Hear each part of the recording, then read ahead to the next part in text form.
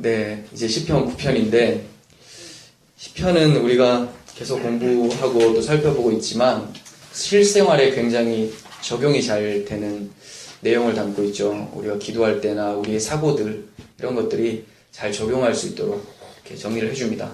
그런데 시편은 이렇게 해석을 해서 적용하는 데는 참 좋은데 해석하기까지가 굉장히 까다로워요. 이게 과연 무슨 기도인가, 이게 노래인가 기도인가, 이게 무슨 내용인가 헷갈릴 때도 있고 구조도 명확하지가 않아요. 그래서 해석하기가 참 까다로운데, 그리고 좀 쉬운 시편도 있고 까다로운 시편도 있는데 오늘 9편은 굉장히 까다로운 시편에 속합니다. 그리고 시편을 해석하는데 중요한 게 뭐냐면 그 시편이 지어진 당시의 배경이 굉장히 중요해요. 이 배경을 확실하게 알게 될 때는 해석하기 쉬운데 이게 긴가민가 할 때는 더 어려워지는 거죠. 오늘 시편은 좀 긴가민가 하긴 하지만 그래도 어느 정도 배경을 찾을 수는 있는 시편이에요. 그래서 좀 어려운 시편이지만 함께 공부하면서 다윗이 기도했었던 것이 무엇인가, 성도가 어떤 고백을 하게 되는가를 좀 살펴봤으면 좋겠습니다. 이 시의 머릿말은 다윗의 시라고 하면서 다윗이 지었다라고 얘기를 하고 있죠. 그리고 영장으로 뭇 라벤에 맞춘 노래이다 이렇게 얘기합니다. 뭇 라벤, 점점 이상한 얘기가 나와요. 힙가연이란 말도 나오고 뭐 문라벤 이런 말도 나오고. 자, 문라벤은 뭘까요? 이거는 솔직히 정확하게 아는 사람은 아무도 없어요. 근데 많은 사람들이 시편을 노래할 때 곡조다 이렇게 말하는 사람이 있고, 또 그 당시는 보편적으로 사용했었지만 지금은 사용되지 않는 악기 중에 하나일 것이다 이렇게 보고 있어요. 그러니까 이 시가 우리는 기도로 보지만 일단 노래였다라는 거죠. 연주하는 곡조였던지 악기였던지 그럴 수 있다 이렇게 보고 있습니다. 히브리어 성경의 아람어 역본에는 이 시편을 이렇게 얘기합니다. 두 진 사이에 나갔던 장군의 죽음에 대해라는 머릿말이 적혀 있어요. 두 진 사이에 나갔던 장군의 죽음에 대해. 두 진이 뭘까요? 이쪽 진영, 이쪽 진영. 그 사이에 나갔던 장수가 있었는데 그 장수가 죽었다는 거죠. 그래서 많은 학자들은 이 시편을 골리앗과 다윗의 싸움 가운데 골리앗이 죽었던 것을 생각하면서 쓴 시다 이렇게 보고 있어요. 저도 그렇게 보여집니다. 왜 그러냐면 시편을 이 9편을 계속 보다 보면 그 당시 상황이 떠오를 수 있을 만한 구절들이 꽤 있거든요. 그래서 다윗과 골리앗의 싸움이라고 보시면 좋을 것 같습니다. 이렇게 해석을 하면 하나님의 아들이신 그리스도께서 악의 우두머리, 블레셋 장수였죠. 악의 우두머리, 우리의 영혼의 원수를 이기신 것으로 해석을 할 수가 있는 거죠. 이 시는 승리의 노래예요. 이 시를 통해서 악과 투쟁하는 우리들의 믿음을 더욱 강하게 붙드는 은혜가 있기를 간절히 바랍니다. 이 시편은 지난 시간에 살펴본 8편의 내용과 이어집니다. 근데 같은 시편은 아니에요. 8편과 9편은 시대도 다르고 한 번에 쓴 것도 아니거든요. 근데 왜 이어지느냐? 내용이 이어진다라는 거예요. 어떻게 같은 시기에 쓴 것도 아닌데 어떻게 이어질까? 이거는 후대에 에스라나 이런 사람들이 이 시편을 편집했다고 보고 있는데 편집한 과정 가운데 의도적으로 여기에 배치했다라고 보고 있는 거죠. 8편 뒤에 9편을. 원래 이게 8편 다음 바로 9편 이런 것이 아니라 수집한 사람이 있어요. 그리고 배열을 한 사람이 있습니다. 그런데 우리는 이 배열한 것까지도 성령의 역사가 있었다고 보는 것이죠. 그래서 8편 뒤에 굳이 왜 9편을 넣었는가? 이것을 살펴봤을 때 내용이 이어지고 있다는 거예요. 왜 그러냐? 8편에는 이런 얘기가 나왔죠. 여호와 우리 주여, 주의 이름이 온 땅에 어찌 그리 아름다운지요. 굉장히 유명한 시편이잖아요. 주의 이름이 온 땅에 어찌 그리 아름다운지요. 그런데 9편은 어떻게 시작합니까? 내가 전심으로 여호와께 감사하며 주의 모든 기이한 일들을 전하리이다. 내가 주를 기뻐하고 즐거워하며 지존하신 주의 이름을 찬송하리니 하면서 주의 이름을 찬송하는 것이 시작이 되고 있죠. 그리고 10절에서도 여호와여 주의 이름을 아는 자는 주를 의지하오리니 이렇게 얘기하고 있습니다. 그러니까 무슨 말이냐면 8편의 내용이 뭐였어요? 주의 이름이 온 땅에 어찌 그리 아름다운지요. 이거는 천지 만물을 통해서 하나님께서 이거 만드신 대단한 분이시다로 끝나는 것이 아니라 이걸 통해서 구원이 무엇인지를 나에게 보여주시는 분이다. 그래서 어찌 그리 아름다운지요라고 했던 것은 하나님의 솜씨가 아니라 그것까지 포함을 하지만 이것을 통해서 나에게 구원을 행하신 하나님의 구원의 손길을 찬양했었던 시편으로 배웠었어요. 그죠? 그러면 오늘 9편에서 주의 이름을 찬송하리이다 이렇게 나오면 시편 9편도 구원을 찬송하는 노래겠죠. 그런 내용을 담고 있는 거예요. 대적들이 조롱하고 공격할 때 어린아이들과 젖먹이들의 입으로 잠잠케 하신 하나님의 사역, 예수의 십자가로 죄인을 고소하던 마귀의 권세가 박살나고 의롭게 되는 구원 사역을 찬양하는 것이 바로 8편이었고 그것이 9편으로 이어지고 있는 거예요. 그렇다면 9편의 1절에서 시작할 때 주의 모든 기이한 일들을 전하겠습니다. 이렇게 얘기하잖아요. 내가 감사하고 주의 모든 기이한 일들을 전하겠습니다. 그렇다면 감사할 것이 뭐고 기이한 일들이 뭘까? 답이 나왔죠. 하나님께서 우리에게 행하신 구원이 감사하고 그것이 내가 전할 것입니다. 이렇게 얘기를 하고 있는 거죠. 자, 그럼 9편의 구조를 잠깐 살펴보면 구조는 사람의 임의대로 나눌 수가 있어요. 정확한 건 아닙니다. 저는 1절에서 6절까지 이렇게 전반부로 봤고 첫 번째 단락으로 봤는데 과거에 도우신 하나님을 찬양해요. 과거에 도우신 하나님. 7절에서 14절까지는 지금 나를 도와주고 계시고 앞으로도 도우실 하나님에 대해서 얘기를 하고 있어요. 현재적인 부분을 말하고 있어요. 그리고 15절에서 20절까지는 미래적인 최후의 심판을 얘기를 하고 있어요. 근데 그 항상 심판은 양면성이 있죠. 믿지 않는 자들은 심판을 당하지만 믿는 자들은 그 심판을 예수께서 가져갔으므로 구원을 노래하고 있죠. 이러한 부분, 최종적인 미래적 심판이 제일 마지막 단락에 포함이 되어 있어요. 그럼 첫 번째 단락부터 살펴보면 1절에서 6절까지는 과거에 행하신 하나님의 구원을 찬양하는 건데 먼저 1, 2절을 보시면 내가 전심으로 여호와께 감사하며 주의 모든 기이한 일들을 전하리이다. 내가 주를 기뻐하고 즐거워하며 지존하신 주의 이름을 찬송하리이다 합니다. 주의 구원을 경험한 사람은 네 가지의 반응이 나와요. 어떤 반응이 나온다고 합니까? 감사하고 전하고 기뻐하고 즐거워하며 찬송하고, 그죠?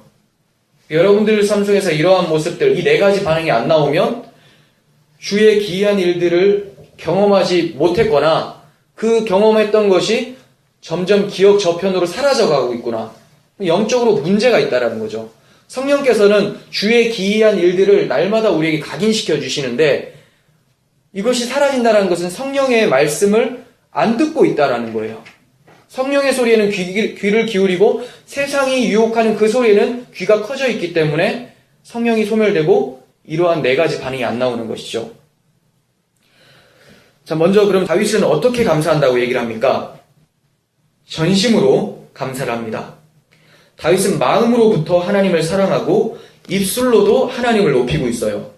그러니까 마음에서 나온 것이 입술로 터져나오는 거죠. 마음과 입술은 하나가 되어야 돼요.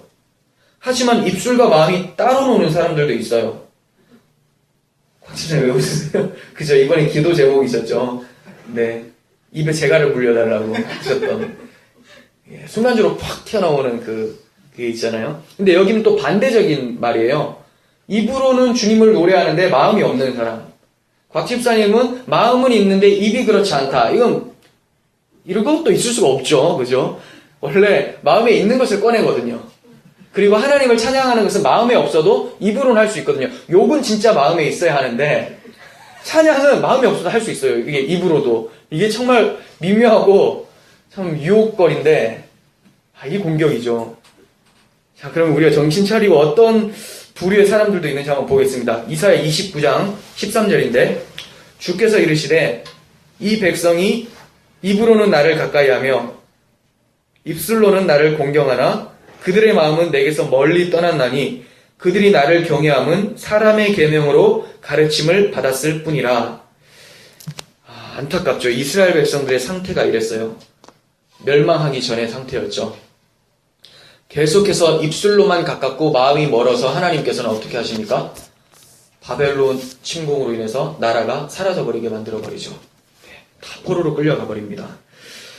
우리가 진심으로 하나님을 찬양하는지, 우리가 찬양을 할 때도 입만 멀뚱멀뚱, 눈만 멀뚱멀뚱 하는지, 우리의 영혼이 전심으로 다 전인격이 주님을 찬양하는지 생각해 봐야 되겠죠. 이거는 저 또한 이러한 질책에 벗어날 수가 없어요.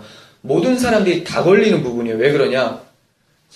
우리가 찬송가를 부를 때도 중간에 다른 거 하면서도 오 주여 당신 이거 있잖아요. 요거 이게 원래 입으로만 하고 마음에 없는 찬양이잖아요. 저도 이게 안 하고 싶은데 이렇게 튀어나올 때가 많은데 하나님께서 이거 다 보신다는 거죠.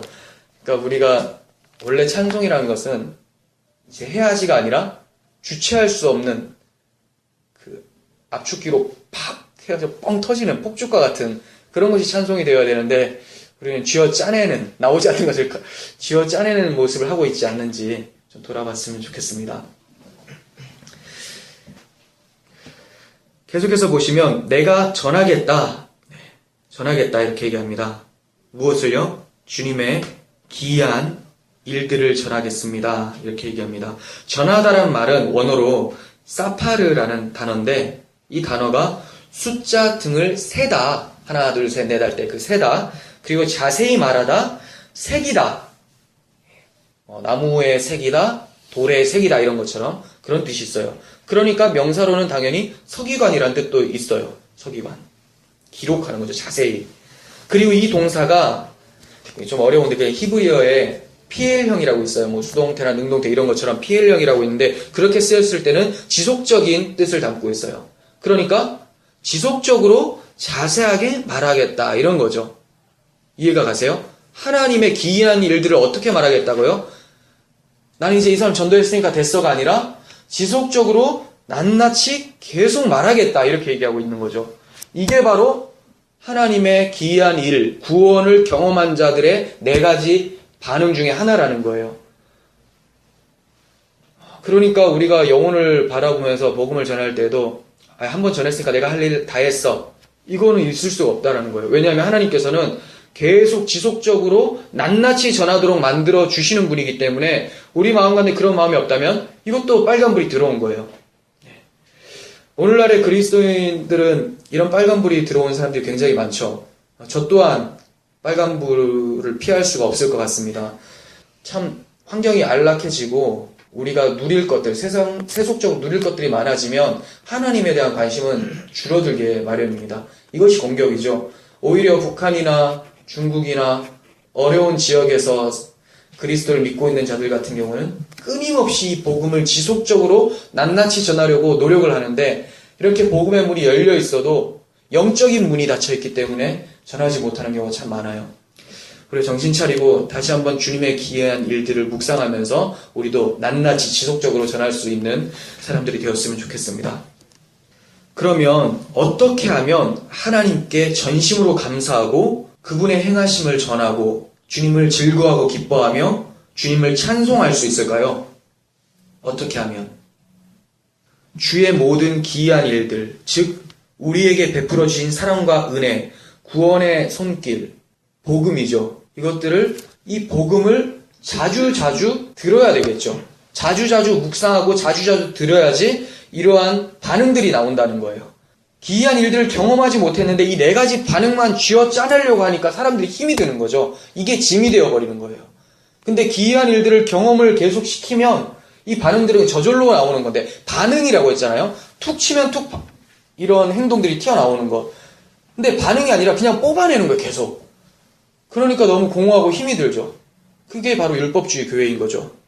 왜 그렇습니까? 강단에서 주의 행하신 기이한 일들을 선포해야 되는데 그런 것이 아니라 이제 우리들이 행할 기이한 일들을 한번 해보자, 만들어보자라고 하니까 이 사람들은 들어간 기이한 일들은 없는데 내 마음속에는 주님께서 행하신 일들이 전혀 남아있지 않은데 나는 뭔가를 해야 된다는 압박감을 갖고 있어요. 그러니까 당연히 힘들죠. 고통스러운 거예요. 우리는 복음을 묵상해야 되고 강단에서도 복음을 전해야 됩니다. 그럴 때 그리스도의 사랑이 우리를 강권하시는도다. 이런 고백이 터져나올 수가 있겠죠. 다윗은 과거에 행하신 주님의 구원을 묵상하면서 고백을 하고 있습니다. 그 구원 당시의 모습을 3절은 말씀을 하고 있습니다. 내 원수들이 물러갈 때 주 앞에서 넘어져 망함이니이다. 이 묘사는 다윗이 골리앗을 죽인 다음 블레셋 사람들이 도망하는 것을 연상케 해요. 관련 구절을 보시면 사무엘상 17장 51절인데 다윗이 달려가서 블레셋 사람을 밟고 그의 칼을 그 칼집에서 빼내어 그 칼로 그를 죽이고 그의 머리를 베니 블레셋 사람들이 자기 용사의 죽음을 보고 도망하는지라 라고 하면서 장수가 쓰러지자 머리가 쓰러지자 다 도망치는 모습들이 나타납니다. 다윗은 아마 이 모습들을 연상하면서 이 말씀을 썼던 것 같아요. 다윗은 이 점을 4절에서 주께서 나의 의와 송사를 변호하셨으며 보좌에 앉으사 의롭게 심판하셨습니다. 이렇게 말하면서 자신의 의에 대해서 하나님이 변호하신 것이며 대적에 대해서 심판하신 거라고 얘기를 하고 있어요. 이렇게 그 원수들이 물러간 것, 쉽게 말해서 다윗이 골리앗하고 싸울 때 장면으로 한번 가볼게요. 골리앗이 넘어졌어요. 그리고 블레셋 사람들이 막 도망쳤습니다. 근데 다윗이 이걸 뭐라고 고백하냐면 주님께서 나의 의로움을 변호해 주셨고 보좌에 앉으셔서 의롭게 심판하신 결과가 이거다. 이렇게 얘기하고 있는 거죠. 이게 무슨 말일까요? 다윗은 하나님이 자신을 포함한 이스라엘, 즉 하나님의 백성을 마귀의 조소에서 건지시고 그들을 의롭게 변호해 주셨다라고 말하고 있는 거예요. 골리앗이 이스라엘 군대를 향해서 어떻게 했는 줄 아세요? 사무엘상 17장 10절 보겠습니다. 그 블레셋 사람이 또 이르되 내가 오늘 이스라엘 군대를 모욕하였으니 사람을 보내어 나와 더불어 싸우게 하라 한지라. 모욕을 했죠. 또 16절 그 블레셋 사람이 40일을 조속으로 나와서 몸을 나타냈더라. 40일 동안 계속해서 나타나서 뭐합니까? 이스라엘 군대를 조롱하는 거예요. 조수하고 고수하고 너희들이 무슨 하나님의 백성이냐. 한번 나와봐라. 덤벼봐라. 계속해서 우리를 놀려대는 거예요. 다윗은 하나님께서 골리앗을 무찌른 이 사역을 뭐라고 얘기하고 있냐면 하나님이 우리 억울함을 변호해 주셨다. 이렇게 얘기하고 있는 거죠. 다윗과 골리앗의 싸움은 무엇과 무엇의 싸움이겠습니까? 블레셋은 이스라엘 백성이라는 하나님의 나라 백성의 대적국가죠. 블레셋. 거기에 머리예요. 그렇다면 영적으로는 교회의 대적 마귀를 얘기하는 거죠. 그럼 마귀와 누가 나갑니까? 다윗이 나가는데 다윗은 여기서 예수 그리스도의 모형으로 등장을 하고 있어요. 예표로. 그래서 다윗이 돌멩이 하나로 골리앗의 이마를 뚫어버리죠. 노투구까지 뚫어서 골리앗의 머리가 떨어집니다. 머리가 잘리죠. 이게 바로 창세기 3장 15절에서 여자의 후손이 뱀의 머리를 밟을 것이오라는 말씀의 또 다른 성취로 나타나는 거죠. 근데 이것은 실제적인 성취가 아니라 어디를 향하게 될까요? 이 다윗은 예수 그리스도로 선 거예요. 이스라엘 백성이 벌벌 떨 때 다 마귀에게 조롱당하고 넘어져 갈 때 다윗이 자기가 뭐가 대단해서가 아니라 다윗을 통해서 그리스도가 무슨 일을 하셨는지를 하나님은 보여주시고 싶었던 거죠. 그래서 다윗이라는 그 사람들이 볼 때는 볼품없는 아이, 이 아이에게 블레셋 장수가 머리가 박살이 나는 겁니다. 그러면 다윗은 하나님, 나를 통해서 하나님이 일하셨습니다. 이렇게 얘기해야 되잖아요. 근데 그렇게 말하고 있지 않고 하나님이 나의 의를 변호해 주셨습니다. 이렇게 얘기합니다. 그 말은 자기도 모욕당하고 있었던 사람 중에 한 사람이다 이 얘기예요. 자기가 때려 눕혔지만 나는 단지 예수 그리스도의 모형으로서 잠깐 나타났을 뿐이고 나 또한 이스라엘 백성과 같은 존재입니다. 그런데 하나님께서는 나를 통해서 보여주신 예수 그리스도를 통해서 우리의 억울함을 변호해 주셨습니다. 이렇게 얘기하는 거예요. 이해가 가십니까? 다윗은 두 사람을 동시에 지금 예표하고 있는 거예요. 골리앗 장수를 때려 눕힐 때는 예수 그리스도의 모형으로, 그리고 지금 돌아와서 기도할 때는 자기는 이스라엘 백성과 같이 조롱을 당했었던 모습으로 나타나고 있는 거죠. 여러분, 하나님께서 무엇을 변호해 주기를 원하세요? 우리는 세상을 살아가면서 억울한 일들이 참 많습니다. 그리고 내 뜻대로 되어지지 않는 일들이 많아서 하나님께 호소하기도 하죠. 하지만 우리의 억울함의 본질적인 측면은 다른 어떤 것들이 아니라 우리가 하나님 앞에 설 수 없는 죄인.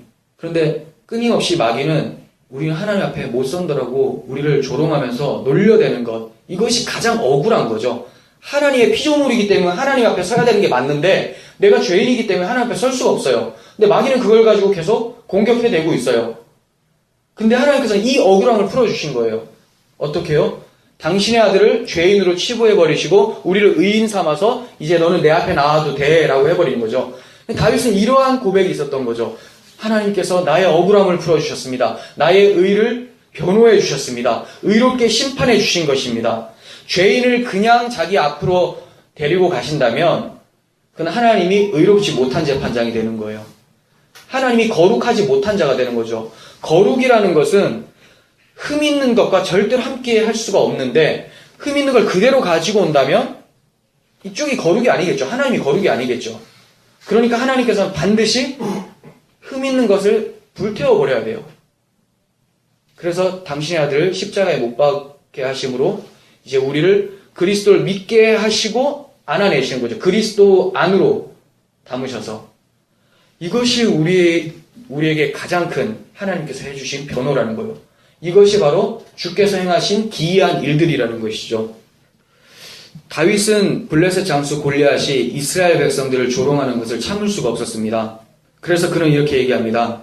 너는 칼과 창과 단창으로 내게 나아오거니와 나는 만군의 여호와의 이름 곧 네가 모욕하는 이스라엘 군대의 하나님의 이름으로 내게 나아간다. 그런데 이 억울함은 골리앗의 머리가 떨어짐으로 풀려진 거예요.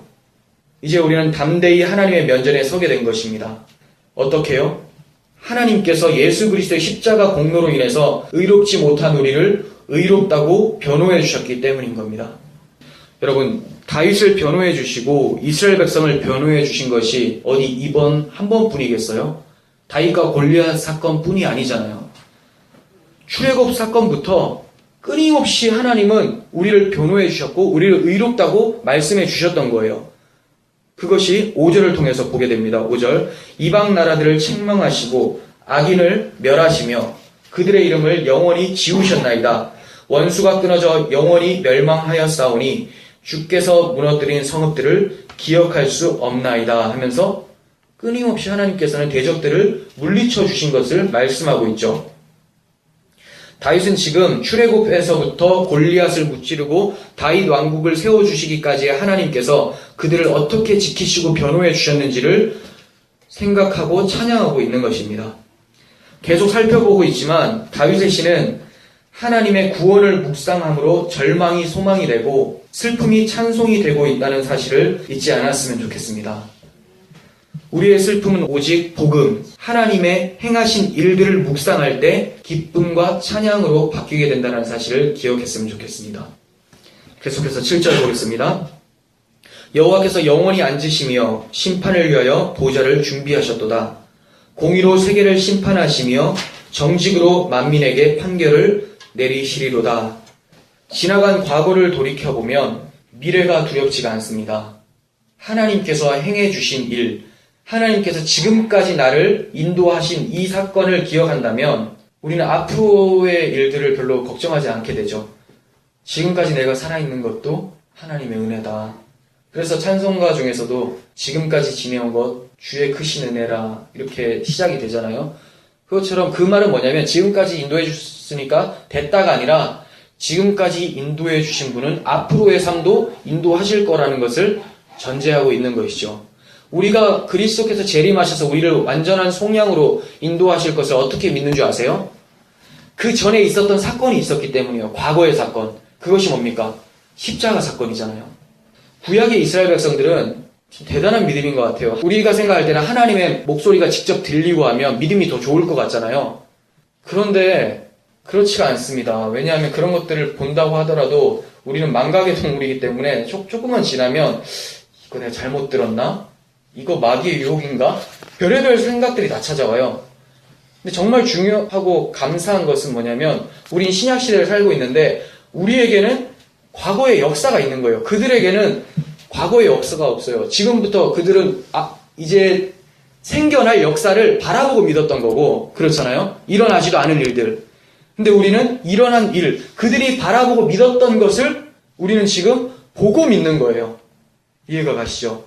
그래서 히브리서 11장 39절 11장은 믿음장이죠. 믿음의 조상들이 많이 나옵니다.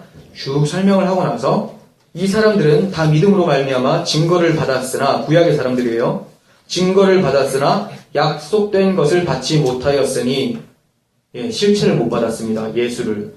이는 하나님이 우리를 위하여 더 좋은 것을 예비하셨은즉 우리가 아니면 그들로 온전함을 이루지 못하게 하려 하심이라. 아멘. 무슨 뜻인지 아세요? 40절 이해가 잘 안 되지 않습니까? 왜 우리 때문에 이들이 온전해질까요? 이들이 온전해진다는 말이 아니라 이들이 믿었던 그 약속이 온전해진다는 거예요. 그들은 증거는 받았는데 하나님께서 말씀은 계속하셨고 모형을 통해서 계속 보여주셨는데 실체는 받지 못했어요. 근데 이제 우리가 그 실체가 오셨고 그 실체를 바라보고 믿는 우리를 통해서 그들의 믿었던 그 약속이 헛된 약속이 아니었다는 것을 증명된다는 것을 얘기하고 있는 거죠. 그러니까 참 우리는 복된 시대를 살고 있어요. 이미 이루어진 사실에 대해서 믿는 거죠.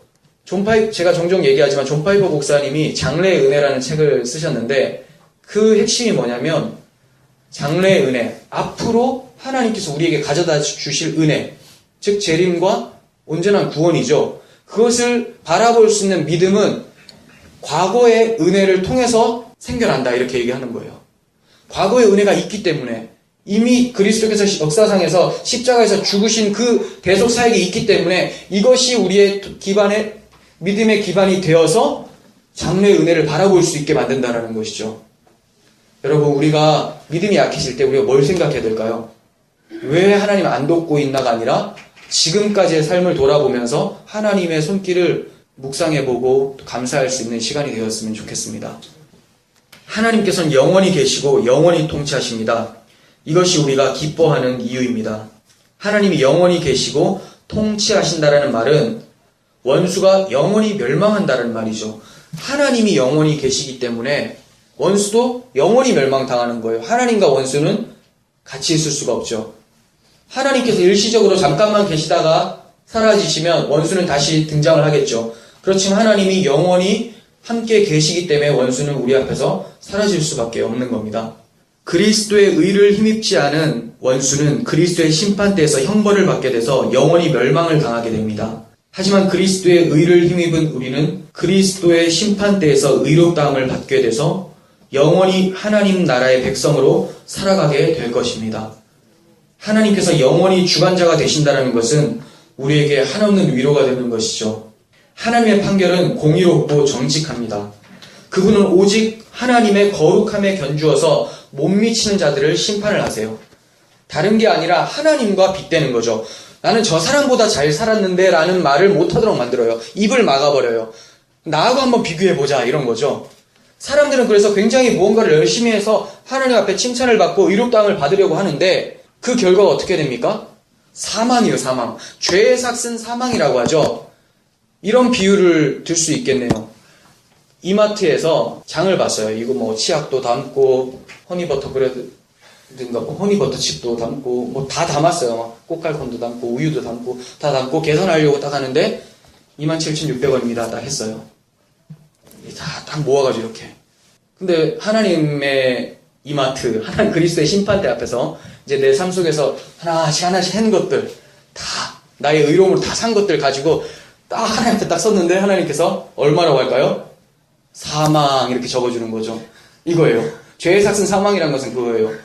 우리가 지금까지 끌어모으고 다 했었던 것을 다 갖다 드렸더니 이게 죄구나 이렇게 보여주시는 거죠. 그러니까 우리는 우리의 의로움으로 하나님 앞에 나아가는 것이 아니라 오직 그리스도의 의로움으로만 주님 앞에 설 수 있다는 것을 철저하게 말씀을 하고 있는 거예요. 하나님의 의와 정직이 아니고서는 설 수가 없습니다. 우리는 매 순간 공의로 판단하시는 위대한 왕의 법정에 설 것을 생각해야 됩니다. 날마다 우리가 그리스도의 심판대 앞에 설 것을 생각하게 된다면 우리 삶은 좀 더 경건에 집중하게 되고 나의 삶을 돌아보게 되고 내가 지금 바른 복음을 믿고 있는가를 다시 한번 체크하게 되면서 신앙생활을 굉장히 집중력 있게 할 수 있게 되겠죠. 자신을 돌아본다는 건 굉장히 중요한 겁니다.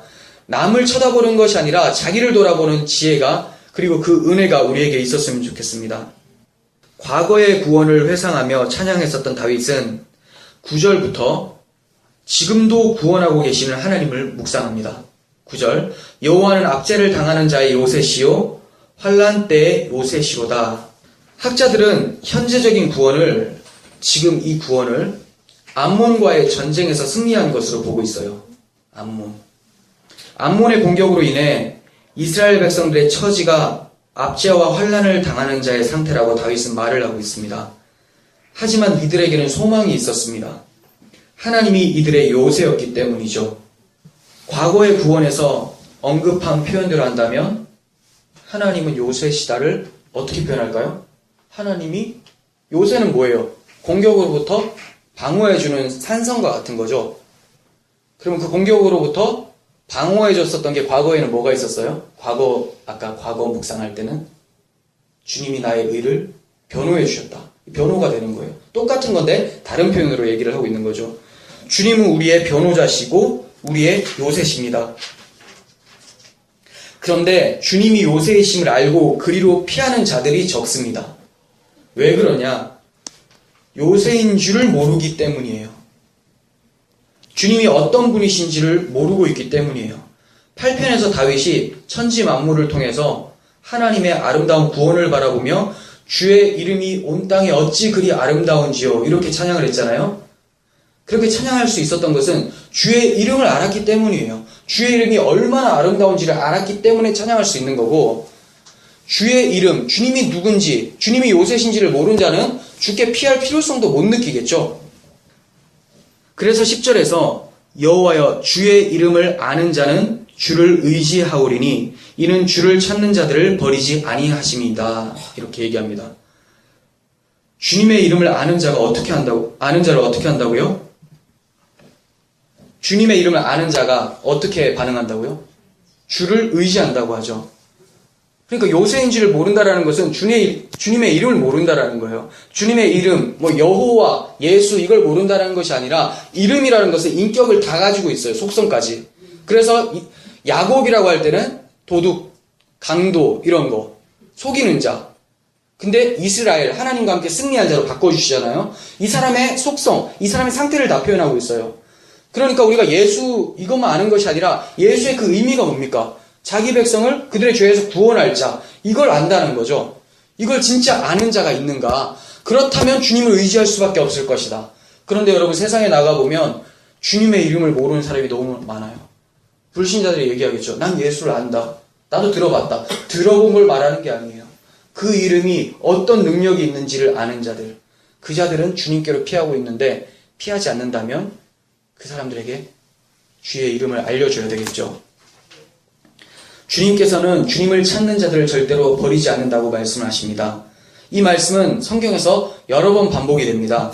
잠언 8장 7절 나를 사랑하는 자들이 나의 사랑을 입으며 나를 간절히 찾는 자가 나를 만날 것이니라. 아모스 5장 4절 여호와께서 이스라엘 족속에게 이와 같이 말씀하여 이르시되 너희는 나를 찾으라 그리하면 살리라. 마태복음 7장 7절 구하라 그리하면 너희에게 주실 것이요 찾으라 그리하면 찾아낼 것이요 두드리라 그리하면 너희에게 열릴 것이니.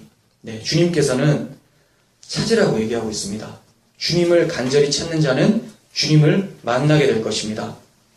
성경은 주님을 찾고 주님께 피하기를 강조하고 있어요. 그러면 주님이 찾은 바 되어주신대요. 무슨 말인지 아세요? 그가 잘나서 찾은 것이 아니라 발견되어 주겠다라는 겁니다.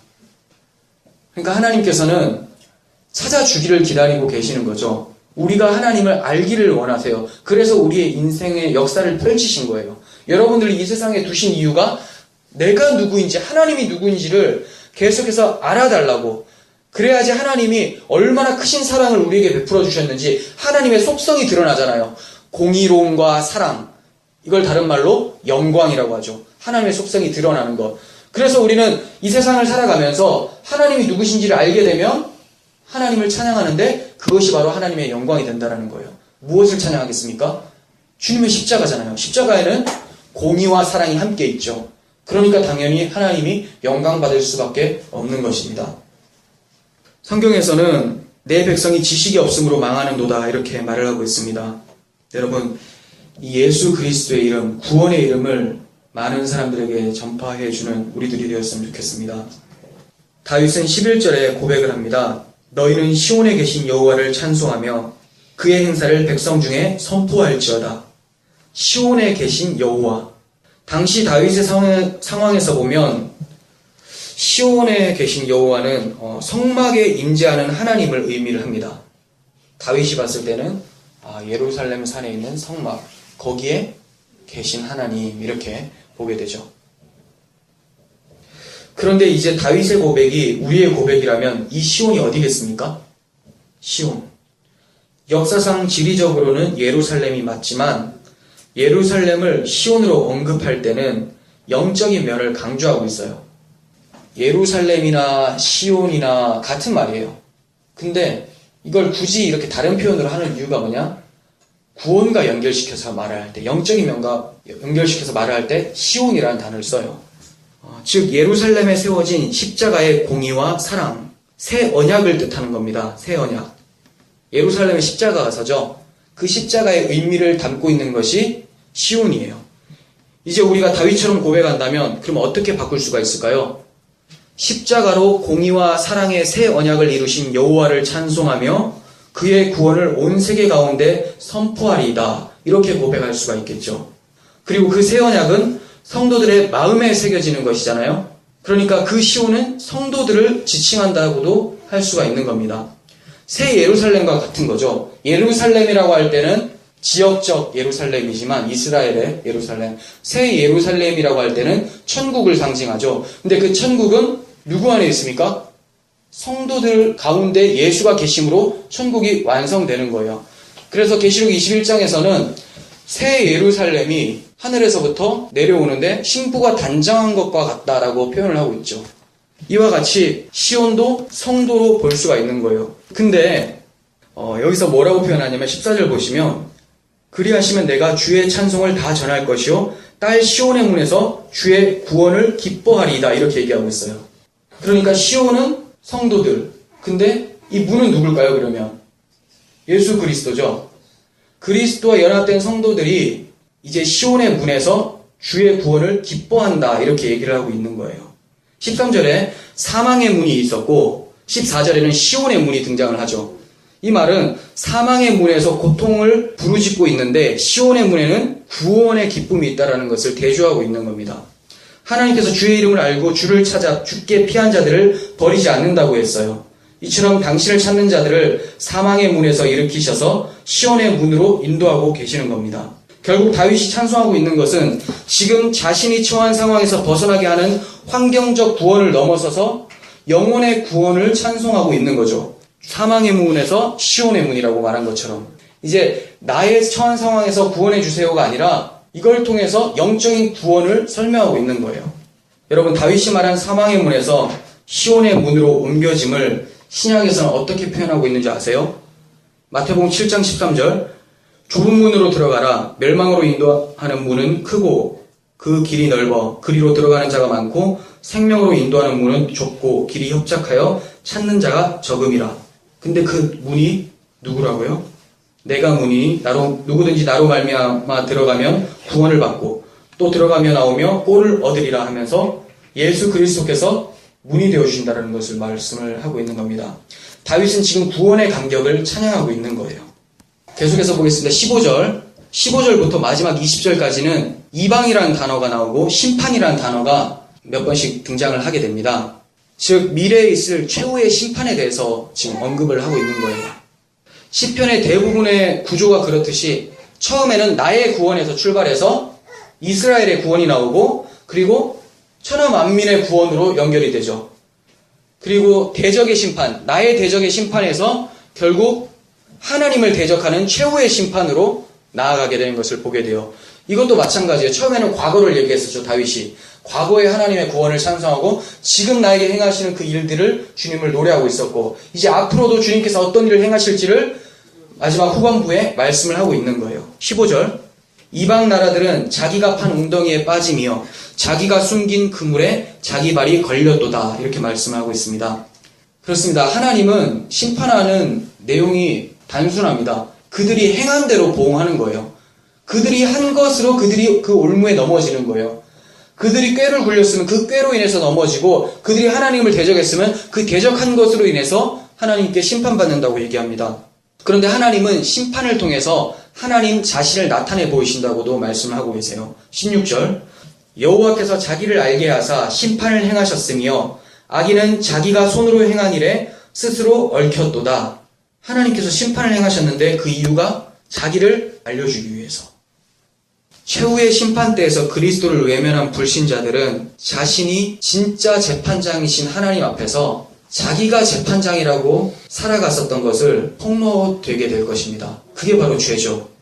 하나님이 옳고 그름을 판단하는데 자기가 옳고 그름의 판단의 주체가 돼서 재판장이 된 자들은 하나님 앞에서 낱낱이 죄가 폭로당하고 하나님이 재판장이라는 것을 보게 될 것입니다. 성도들은 그리스도의 사랑 앞에서 무릎을 꿇게 되지만 불신자들은 하나님의 진노하심 앞에서 무릎을 꿇게 되는 거예요. 근데 이 무릎 꿇는 것은 둘 다 같은 것으로 꿇는 거예요. 뭐냐? 십자가죠. 십자가를 사랑으로 받아들이는 자는 그분의 의로 인해서 무릎을 꿇는 거죠. 구원이죠. 그런데 십자가를 조롱하고 멸시한 자들은 자기들의 십자가를 지게 되므로 심판을 받게 되는 거예요. 십자가는 이렇게 양면성이 있습니다. 다윗은 하나님을 대적하는 자들에게 하나님의 심판이 반드시 이루어져야 할 것을 말을 하고 있습니다. 19절 여호와여 일어나사 인생으로 승리를 얻지 못하게 하시며 이방 나라들이 주 앞에서 심판을 받게 하소서. 여기서 말하는 이방 나라들은 자주 말씀드리지만 대적을 말하는 것이기도 하지만 결국은 그 대적과 같이 하나님을 조롱하고 하나님께 반항했었던 자기 죄악된 마음들, 하나님을 믿는다고 하지만 끊임없이 이것들은 우리를 괴롭힐 거예요. 이것 가지고 마귀는 또 우리를 올가매죠. 이런 것들이 마지막 날에는 최후 심판을 얻게 된다는 것을 얘기하고 있는 거죠. 그렇다면 이것은 다윗에게는 심판이 아니라 구원인 거예요. 나의 더러운 속성들, 이 육체의 죄악들을 주님께서 완전히 이제 소멸해내시고 완전한 새 사람으로 만들어주신다는 거죠. 그러니까 하나님 나를 심판해 주세요. 이것이 다윗에게는 오히려 구원이 되는 거예요. 그리고 그리스도께서 주신 그 마음이 날마다 풍성해지는 것, 이게 구원이죠. 그런데 그리스도의 마음이 없는 자들은 뭐가 심판받겠습니까? 그냥 온전히 자기가 다 심판받는 거예요. 다윗은 그리스도로 인해서 변화됐는데 아직까지 남아있는 것들을 소멸해 달라고 하는 거고, 그렇지 않은 자들은 그냥 온전하게 다 심판받아서 결국은 하나님의 형벌을 받게 된다는 것을 말을 하고 있습니다. 하나님께서는 자기 백성인 성도들을 반드시 궁핍한 자로, 가난한 자로 만드셔서 오직 하나님만 의지하는 자로 만들어내실 것입니다.